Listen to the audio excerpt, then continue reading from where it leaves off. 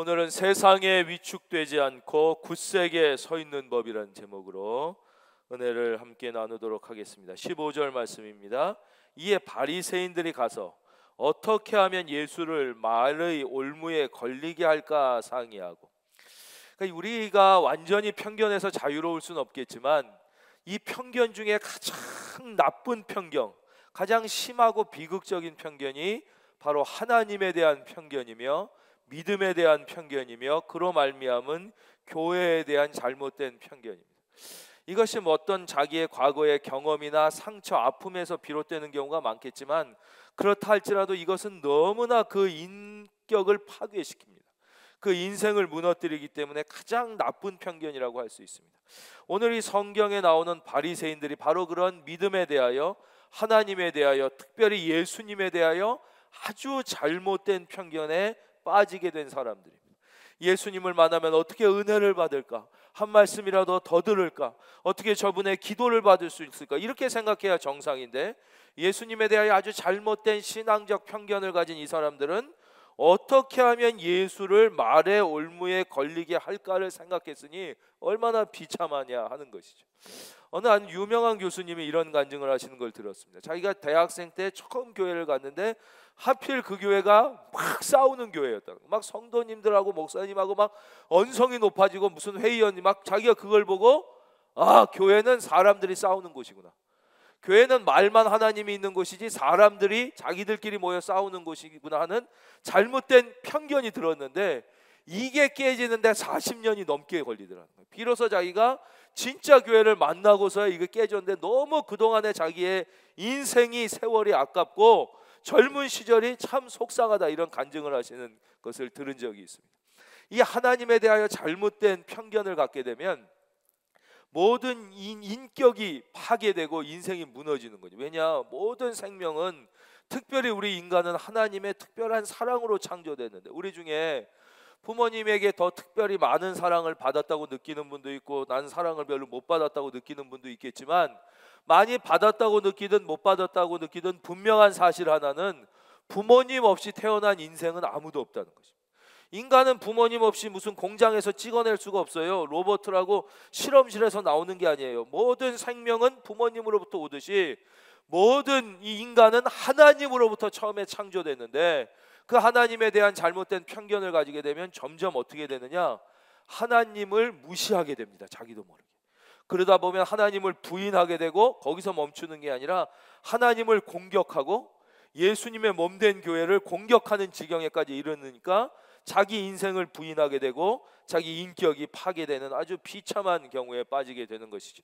우리 살아가는 성도님들이나 혹시 가족분들 중에 과거의 어떤 상처나 아픈 경험으로 하나님과 교회에 대하여 잘못된, 신앙에 대하여 잘못된 편견이 있는 분이 계시다면 이 시간 성령께서 찾아가 만져주시고 위로해 주시고 치료해 주시는 역사가 일어나기를 주의 이름으로 축원합니다. 이 바리새인들은 그 잘못된 편견을 가지고 16절 자기 제자들을 헤롯 당원들과 함께 예수께 보내요. 바리새인이란 이름의 뜻을 직역하면 이 사람들은 이거는 분리주의자라는 뜻이에요. 바리새인들은 자기들은 우린 특별하다, 너희들이랑 보통 사람과 같지 않다, 우리는 이게 주로 신앙적 편견을 가지는 분들이 그렇거든요. 나는 특별히 더 똑똑하다, 나는 특별히 생각이 옳다, 나는 특별히 나만의 분명한 다른 사람들보다는 뛰어난 판단력을 갖고 있다. 이게 바리새인들의 생각이었어요. 나는 보통 사람들하고 다르다는 거예요. 너희들하고 다르다, 이런 마음을 갖고 있었는데 이 사람들이 또 특별히 미워했던 사람들이 누구냐? 자기들의 나라를 침략했던 로마를 또 되게 미워했어요. 이거는 좀 좋은 면이죠. 우리는 특별하고 더 순수하기 때문에 우리를 짓밟은 로마는 너무 싫다 그랬어요. 근데 바로 여기 보면 헤롯 당원들과 손을 잡는 모습을 보게 됩니다. 헤롯 당원은 친로마파예요. 우리나라 역사에 보면 친일파랑 똑같아요. 그 당시 이스라엘은 로마에게 정복되어 로마의 지배를 받았어요. 우리나라도 아픈 역사, 우리도 일본의 강제 지배받을 때가 잠깐 있었잖아요. 그때 친일파들이 있었을 거 아니에요. 그 친일파들이 모든 힘과 권력을 독점했지만 대부분의 국민들은 친일파를 막 미워하고 그랬겠죠.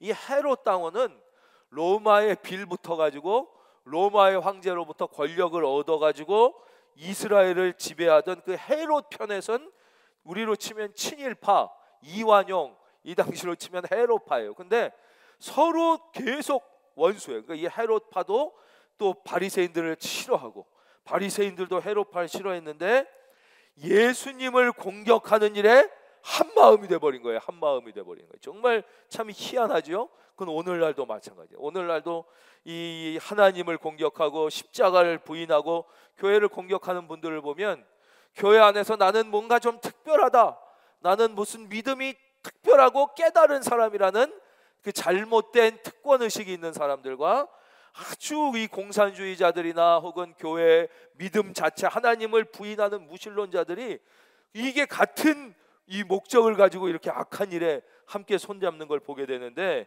여기도 그런 모습을 보게 됩니다. 여기서 첫째, 하나님께서 우리에게 알려주시는 교훈 첫째는 무엇이냐? 악한 사람들의 특징은 목적을 위하여 수단과 방법을 가리지 않는다는 것입니다.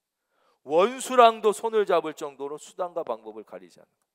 이것은 신앙인의 모습이 아니에요. 우리가 예수님을 믿으면서 그래도 좋은 목적, 뭐 내 인생의 성공이라든가 무슨 직장에서의 뭐라든가 장사가 잘 되거나 돈을 벌거나 이익을 위해서 좀 그래도 세상 방법도 쓸 수 있지, 뭐 좀 믿음의 방법이 아니라도 뭐 이런 세상과 타협하고 좀 안 좋은 사람과도 손 잡을 수 있지, 왜냐하면 뭐 이게 잘 되는 게 좋은 거 아니야? 이런 마음이 든다면 이것은 신앙에 지금 병이 걸렸다는 것을 깨달아야 돼요. 절대 하나님은 선한 목적을 위하여 불의한 방법을 사용하는 것을 원치 않으시는 거예요. 한번 같이 하겠습니다. 선한 목적을 위하여 하나님의 방법을. 그게 하나님의 사람들의 특징이에요. 근데 이 악한 사람들은 뭐 어떤 수단 방법, 뭐 서로 원수끼리도 막 손을 잡는 것이죠.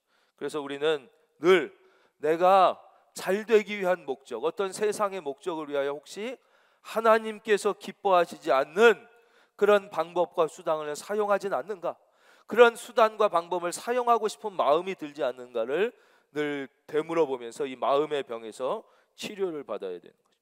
두 번째, 이 불의한 악한 사람들의 특징은 거짓말을 능수능란하게 한다는 것입니다. 여기 보시면 16절에 아주 마음에도 없는 소리를 하는 거예요. 자기 제자들을 헤롯 당원들과 함께 예수께 보내어 말하되 선생님이여, 우리가 아노니 당신은 참되시고 진리로 하나님의 도를 가르치시며 아무도 꺼리는 일이 없으시니 이는 사람을 외모로 보지 아니하심이니이다. 막 겉으로는 막 뻔드르르하게 지금 예수님을 올무에 묶어가지고 넘어뜨리려고 하는 거예요. 그전에는 이 사람들이 예수님의 영적 권위를 가지고 공격했어요. 당신의 권위가 하늘로부터 왔소, 사람으로부터 왔소, 뭐 이렇게 공격했어요. 그때 예수님께서 나도 너희에게 묻겠다.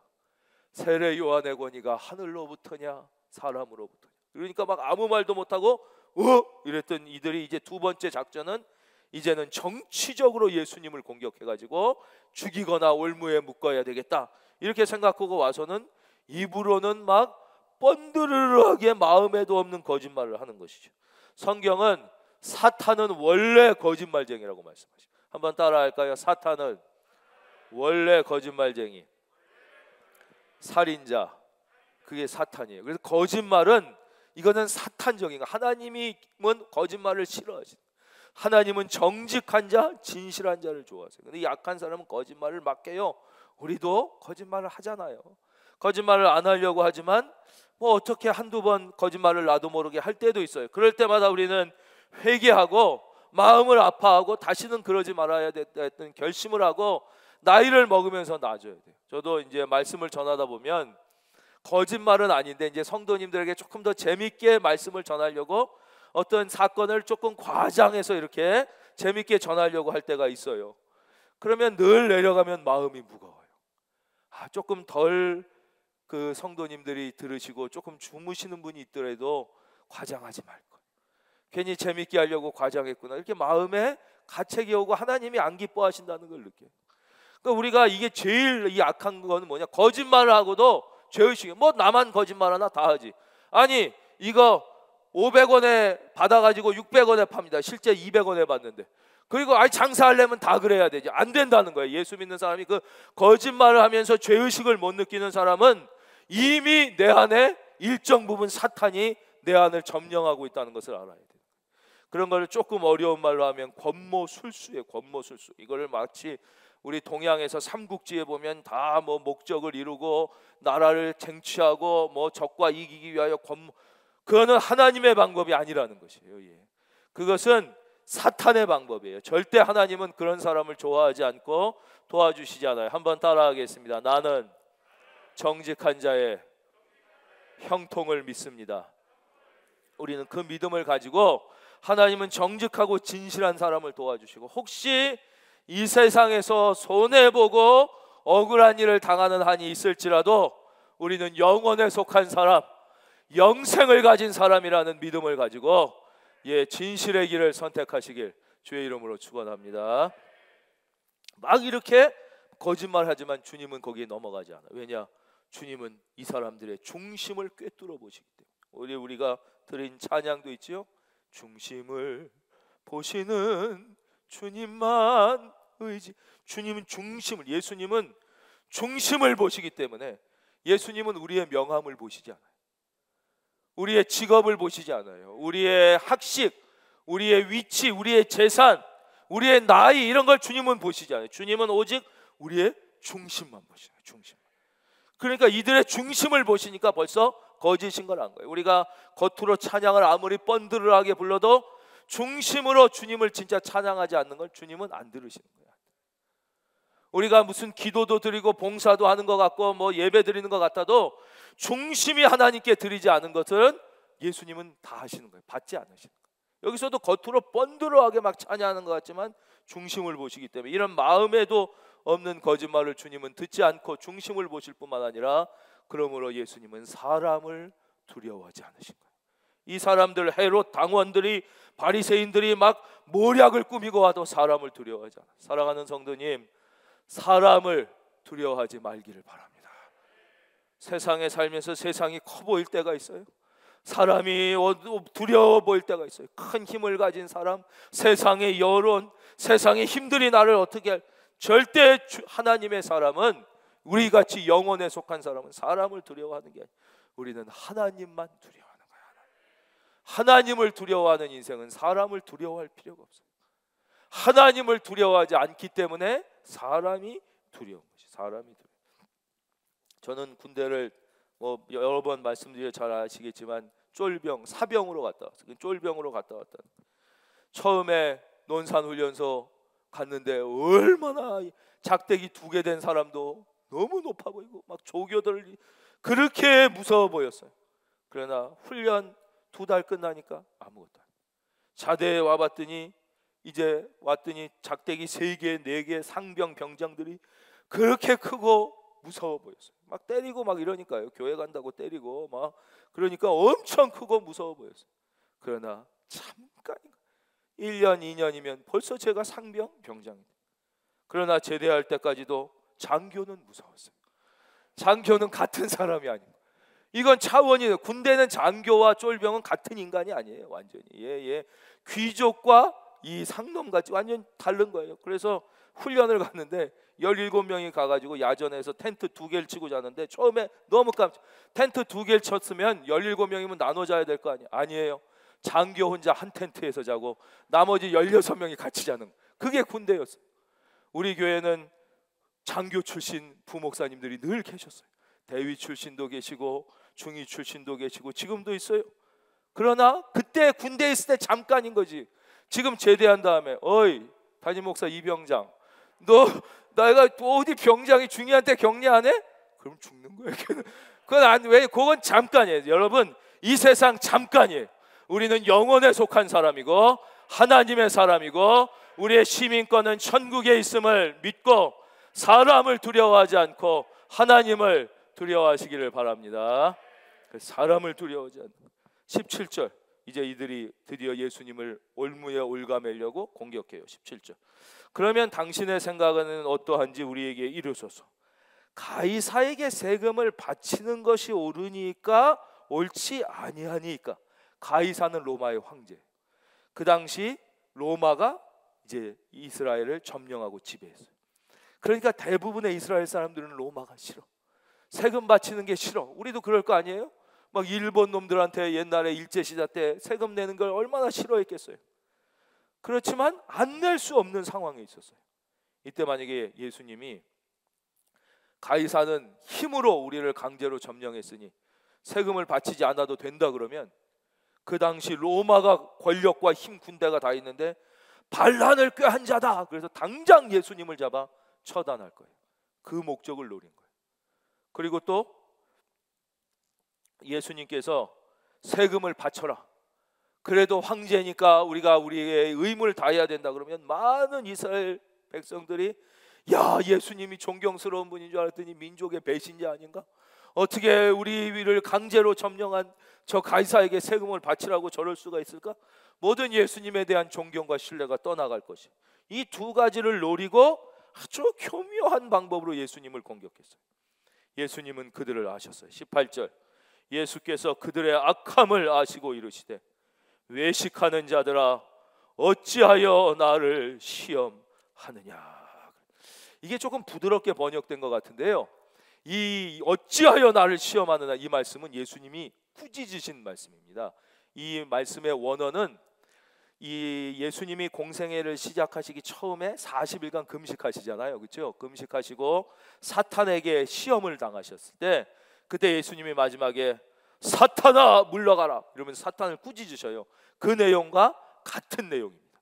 즉 악한 마음을 가지고 그 속에 악한 영의 지배를 받으며 예수님을 공격하려고 하는 이들을 영적으로 사탄아 물러가라 이렇게 꾸짖으시는 거예요. 외식하는 자들아 어찌하여 나를 시험하느냐.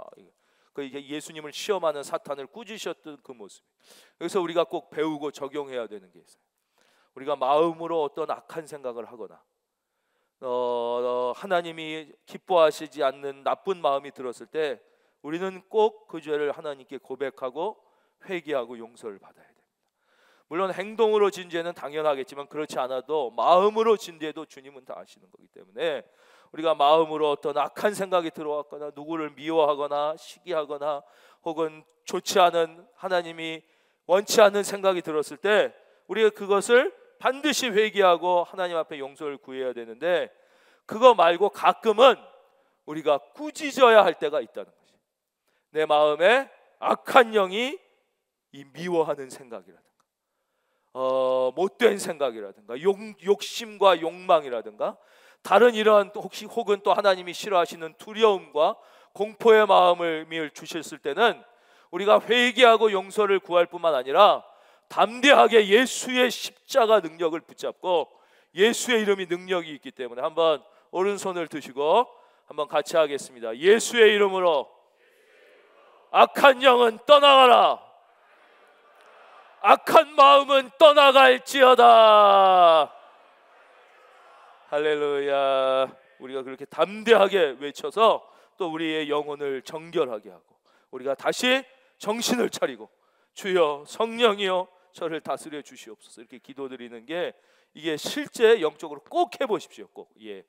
이게 그냥 목사님이 이렇게 말로만 이렇게 하고 어떤 심리적 효과가 있는 거 절대 그렇지 않습니다. 우리 주님은 살아계시고 성령은 살아계시고 사탄은 실존하는 악한 영이에요. 우리 눈에 보이지 않을 뿐이지. 그러나 십자가는 능력이 있기 때문에 우리가 십자가의 이름으로 강력하게 명령할 때 그 악한 영이 우리에게 떠나가. 여기서 예수님이 꾸짖으신 다음에 19절, 세금 낼 돈을 내게 보이라. 그랬더니 데나리온, 이건 은전이래요. 은전, 그 당시에 쓰던 은화 하나를 가져왔어요. 근데 그 은화에는 뭐가 있냐? 우리나라 돈에는 뭐가 있어요? 우리나라 돈을 보시면 앞에는 뭐 세종대왕님, 신사임당님 뭐 이런 분들이 계실 거 아니에요. 그 뒤에는 뭐 그림도 있고 뭐라고 적혀 있는지 몰라도 적혀 있어요. 뭐 한국은행이라고 적혀 있는지 대한조폐공 뭐 이렇게 적혀 있을 거예요. 그렇죠? 이 당시에 이 돈은 로마 화폐가 그러니까 통용되는 돈인데, 여기에 앞에는 황제의 형상을 이렇게 그려놨습니다. 바로. 그리고는 뒤에는 위대한 황제, 온 세상의 왕, 로마 황제 아무아무 이렇게 이름을 쓴 그 돈이 이렇게 통용된 거예요. 이 예수님 당시에는 학자들의 연구에 따르면 그 당시 황제가 디베리오였기 때문에 디베리오의 형상이 이렇게 그려져 있고, 뒷면에는 로마의 위대한 황제 디베리오 이렇게 써 있을 것이었다는 거예요. 이름이 그때 달라요. 황제가 바뀌면 뭐 디베리오 뭐 누구 뭐 네로 이렇게 바뀌는데, 이 당시에는 디베리오라고 이렇게 써 있었을 거예요. 그걸 이제 갖고 온 거예요. 이렇게 앞에는 황제의 형상이 있고 뒤에는 디베리오라고 써 있는 거예요. 그리고선 20절 예수께서 말씀하시되 이 형상과 이 글이 누구의 것이냐 이렇게 물으셨어요. 21절, 이제 21절이 오늘 말씀의 제일 하이라이트, 핵심이 되는 내용이, 가르침이 담겨져 있으니까 이 말씀을 우리가 다 함께 한번 크게 저 뒤에 계신 분도 같이 읽어보겠습니다. 시작.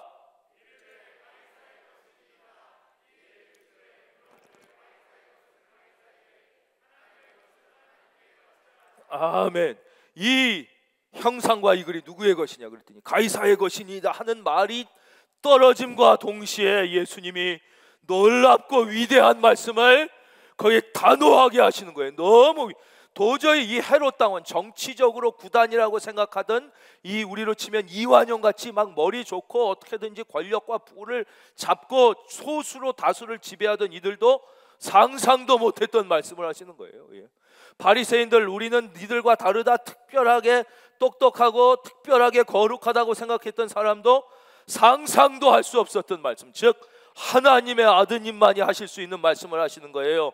그런즉 가이사의 것은 가이사에게, 하나님의 것은 하나님께 바치라. 이 말씀을, 놀라운 말씀을, 이 말씀은 무슨 내용을 담고 있으면 세 가지 중요한 진리를 우리에게 말씀하시는. 첫째, 가이사의 것은 가이사에게, 하나님의 것은 하나님에게. 이게 첫째 뜻은 무엇이냐? 하나님의 것과 세상의 것은 반드시 구별되어야 된다는 것이. 한번 따라하겠습니다. 하나님의 것과 세상의 것은 구별되어야 한다. 여러분은 영혼에 속한 사람들이에요. 여러분은 세상 속에 살지만 하나님의 것이에요. 그래서 우리 믿는 사람은 세상에 살지만 세상과 구별되어야 되고, 하나님께 드리는 예배는 세상 일은요, 밥 먹으면서 텔레비 봐도 돼요. 괜찮아요. 설거지하면서 음악 들어도 돼요. 공부하면서 뭐 옛날에도 뭐 문제 풀면서 뭐 라디오도 들어도 돼요. 그러나 하나님께 드리는 하나님의 시간, 예배는 뭐 대부분 다 잘 들으시겠지만, 우리 예배당에 못 나오시고 다 예배 잘 들으시는 게 귀한데, 과연 거기서 내가 예배에 집중하지 못하고 이거를 막 세상 시간은 뭐 텔레비 보면서 밥도 먹을 수 있지만, 이게 뭐 물 마시면서 커피 한잔 하면서 무슨 이 마치 예배를 뭐 드라마 보듯이 본다든가, 찬양을 무슨 가요는 무슨 까딱까딱하면서 불러도 되고 뭐 해도 돼요. 그러나 진짜 마음을 들이지 않고 한다든, 이래서는 안 되는 것이에요. 여러분, 하나님의 시간을 하나님께, 예배를 하나님께, 하나님의 것을 하나님께, 이 하나님의 것과 세상의 것은 구별돼야 돼요. 그래서 이것을 좀 설명해 드리면, 태평양 한가운데 떠 있는 항공모함을 한번 생각해 보세요. 배는 바다를 다닐 수밖에 없어요. 바다에 떠 있는 거예요. 늘 바다를 다녀요. 우리 믿는 사람들도 세상과 분리돼서 교회와 기도원에만 있는 게 아니에요. 세상 속에 같이 살아요. 배가 바다에 있는 거죠. 그러나 물이 배로 침투해 들어오진 않아요. 그 바다에 배가 있지만 그 배에 물이 들어오는 순간 배는 좌초되고 침몰되는 거예요. 마찬가지로 이 믿는 자의 삶은 세상 속에 살지만 세상이 우리 안에 침투하지 못하게 구별돼서 살아야 되고, 하나님의 시간, 하나님의 물질을 하나님께 드려야지 막 구분 못하고, 그 구분 못해서 온 비극이 인격이 파괴되고 가정이 무너지는 일이 일어나. 바로 하나님의 책인 성경과 사람이 쓴 책을 구분하지 못하는, 하나님의 것과 세상의 것을 구별해야 되는데, 지난번에도 한번 말씀드렸잖아요. 성경은 어떤 사람이 쓴 책이 아니에요. 성경은 하나님께서 친히 오랜 세월을 거쳐 특별히 택하신 사람들에게 성령의 감동을 주셔서 하나님이 친히 쓰신 책이 성경이에요. 그래서 모든 성경은 하나님의 감동으로 된 것이라고 분명히 말씀하십니다. 그러니까 다른 모든 책은, 아무리 위대한 책도 다 사람이 쓴 책이에요. 사람의 쓴 책은 비평의 대상이 될 수 있어요. 왜냐? 아무리 위대해도 사람이 썼으니까. 그리고 검증의 대상이 되기도 해요. 그게 사회과학적 연구든 자연과학적 연구든, 자연과학적 연구도 또 발전해요, 계속. 그러나 하나님의 말씀은 2000년 전이랑 지금 뭐 바뀌었습니까? 발전합니까? 인간의 쓴 책은 2000년 전 경제학이 지금 통할 수가 없어요. 2000년 전 심리학이 지금 통할 수가 없어요. 2000년 전 자연과학, 지금 뉴턴이 아인슈타인이 양자 계속 바뀌어요. 그러니까 비평의 대상이 되고 검증의 대상이 되고 발전이 되지만, 그걸 착각하는 거야. 하나님의 것과 세상의 것을 구별하지 못해서 착각하는 어떤 일부의 학자들, 신학자들, 이런 분들이 하나님이 쓰신 하나님의 책을 사람이 쓴 책하고 구별하지 못해서 이것을 무슨 새롭게 발전을 해야 되는 것처럼, 무슨 학설처럼, 뭐 인간이 쓴 책처럼 비평과 검증을 하려는 데서 인간성이 파괴되고, 인간이 무너지고, 가정이 파괴되고, 인류가 비극으로 들어가게 된 것이죠. 사랑하는 성도님, 하나님의 말씀과 세상의 가르침을 구별할 수 있는 지혜가 있기를 바랍니다. 또 마지막으로, 하나님의 교회와 세상은 반드시 구별되어야 되는 거예요. 세상의 그 권력, 세상의 힘, 세상의 파워, 세상의 것들이 절대 교회 안에 들어와 교회를 지배하면 안 돼요. 하나님의 교회는 결코 세상의 것들이 아무리 첨단이고 좋아 보여도 그게 들어와서는 안 되고, 또 이 교회가 아무리 능력이 없고 초라하다 할지라도 교회의 위대함은 거기에 있는 게 아니에요. 순결함과 거룩성이 있는 거예요. 이 교회와 의 순결과 거룩성이 또 세상의 어떤 정치적 목적과 이걸 위해서 이용당해서도 절대 안 되는 것이죠. 절대. 그래서 이 교회와 이 세상은 또 이렇게 구별돼야 된다. 이게 첫째, 이 말씀, 가이사의 것은 가이사에게, 하나님의 것은 하나님께, 이 말씀의 첫째 가르침이에요. 두 번째는 가이사의 것은 가이사에게. 이거는 쉽게 말씀드리면 국가와 사회에 대한 책임과 의무를 다해야 된다는 거예요. 예수 믿으니까 나는 뭐 하나님께 헌금 드리니까 세금은 좀 띄어 먹어도 되지 않겠냐, 이게 안 된다는 거예요. 나는 주님을 위하여 봉사하니까 세상적 책임은 좀 그러면 안 된다는 거예요. 특별히 이단 중에서 뭐 나는 뭐 신앙 때문에 뭐 군대를 가지, 그건 하나님의 뜻이 아니라는 거예요. 하나님의 뜻이 아니라. 반드시 국민으로서의 의무가 있다면 군대 가야 되면 가고, 물론 이제 몸이 아파 못 가시는 분들은 안 가는 게 아니라 못 가는 거니까, 세금 낼 거 있으면 내고 해야 할 것은 다 해야지, 내가 뭐 그거 은근히 빠지려고 그러고 나는 그렇지 않아도 뭐 따다한가 하니까, 이런 거는 절대 하나님의 뜻이 아니라는 거예요. 그래서 특별히 이번에 백신도 다 맞으시길 바랍니다. 백신도 꼭 이렇게 뒤로 미루지 마시고, 우리가 백신을 물론 자기의 건강을 지키기 위해서도 맞지만, 그것뿐만 아니라 우리 그리스도인들은 사회적으로 우리가 집단 면역을 형성하는데도 내가 꼭 내 책임을 다해야 된다고 해서 맞아야지, 아니 난 뭐 집에만 있으니까 그냥 안 맞을래, 이러면 안 된다는 거예요. 아니 다른 사람 다 맞으면 저절로 형성이 될 텐데 난 아픈데 왜 그거, 그리고 보니까 뭐는 좋다는데 이거는 별로 뭐 별로 그렇게 부작용 없어요. 제가 책임지겠어요 지금. 아니 저는 아무 능력이 없지만 그렇게 나쁜 거면 다 의사 선생님들도 다 맞았어요 지금. 그러니까 너무 걱정하지 말고, 우리는 내 건강뿐만 아니라 이 우리나라의 집단 면역을 형성하는데도 나도 빨리 맞아서 하루라도 빨리 되게 기여해야겠다는 책임도 갖고 그걸 맞아야지, 내 건강만을 생각해서 나는 안 맞아도 뭐 밖에 안 다니고 뭐 난 안 걸릴 것 같으니까, 이런 마음을 갖는 것은 하나님의 가르침이 아니다라는 것을 두 번째 말씀해 주시는 거예요. 마지막, 하나님의 것은 하나님께. 따라하겠습니다. 하나님의 것은 하나님께. 사랑하는 성도님, 특별히 구원받은 우리는 하나님의 자녀예요.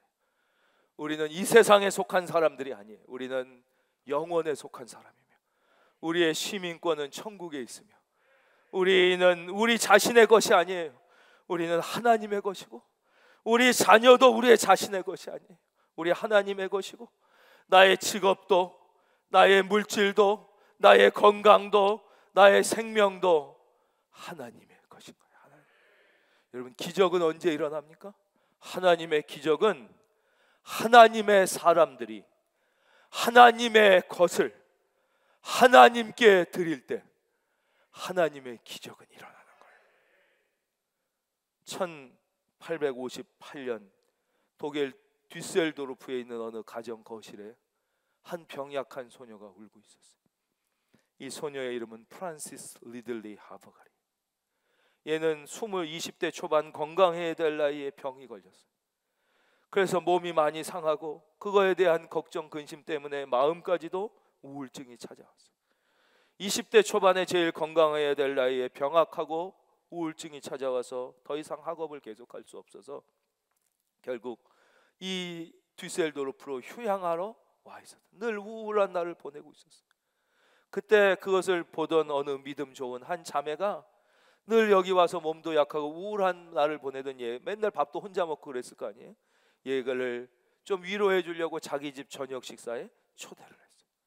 그래서 얘가 그 초대를 받고 저녁을 먹으러 갔다가 그 집 거실에 마루에 걸려있는 그림을 본 거예요. 그림 앞에 이 소녀는 그대로 굳어버렸어요. 그 그림은 예수 그리스도께서 가시관을 쓰시고 십자가에 못 박혀 있는 그림. 에케 호모, behold this man. 이 사람을 보라. 내 너를 위하여 피 흘려 몸버려 생명을 주었다. 바로 그 그림. 이 그림을 보는 순간 이 소녀의 마음에 엄청난 충격과 감동이 뭐냐, 자기 안에 잊어버렸던 상실됐던 신앙이 다시 살아나기 시작했어요. 그렇지만 그의 마음에 다시 눈물이 나기 시작했어요. 나는 이렇게 이미 병들었고 마음도 병들고 그랬는데 나는 이제 어떻게 살아야 돼? 그날 끝나고 집에 왔는데 그 소녀의 마음속에 그 그림의 감동이 계속됐어요. 내가 너를 위하여 십자가에서 내 생명을 주었다는 예수님의 소리가 귀에 들리는 것 같아요. 이 소녀가 기도했어요. 예수님, 근데요, 저같이 병들어 쓸모없는 몸도, 저같이 마음마저도 병들어 우울증 걸린 이 같은 인생도 주님을 위하여 드릴 수 있습니까? 저 같은 것도 주님 받아주실 수 있습니까? 그때 그의 마음에 예수님의 음성이 감동으로 들렸어요. 나는 너를 너무나 사랑한다. 나는 네가 어떠한 상태에 있고 어떠한 죄인이고 어떠한 나약함, 연약함, 병약함 가운데 있다 할지라도 네가 나를 위하여 주는 가장 작은 것도 나는 너무나 사랑하고 너를 기다리고 있다는 감동이야. 그 감동을 가지고 이 소녀가 시를 쓰기 시작하지 않습니까? 그게 우리가 잘 아는 찬송가 311장. 내 너를 위하여 몸 버려 피 흘려 내 죄를 속하여 살 길을 주었다. 그렇죠? 이 위대한 찬송시가 거기서 나온 거예요. 이 소녀는 그 후에 이 찬송시 하나뿐만 아니라 수많은 예수님을 위한 찬송시를 쓰고 주님께 영광, 수많은 사람에게 새로운 감동과 위로와 희망과 용기를 주는 수많은 찬송가를 작사하는 위대한 인생이 된 것이에요. 다시 한번 우리 같이 이 시간 함께 예배드리는 모든 분, 방송으로 예배드리는 모든 분, 한 번만 더 같이 고백하겠습니다. 하나님의 기적은 하나님의 사람이 하나님의 것을 하나님께 드릴 때 일어난다. 여러분의 하루하루 모든 생애가 하나님의 기적을 날마다 경험하는 복된 생애가 다 되시기를 예수님의 이름으로 축원드립니다.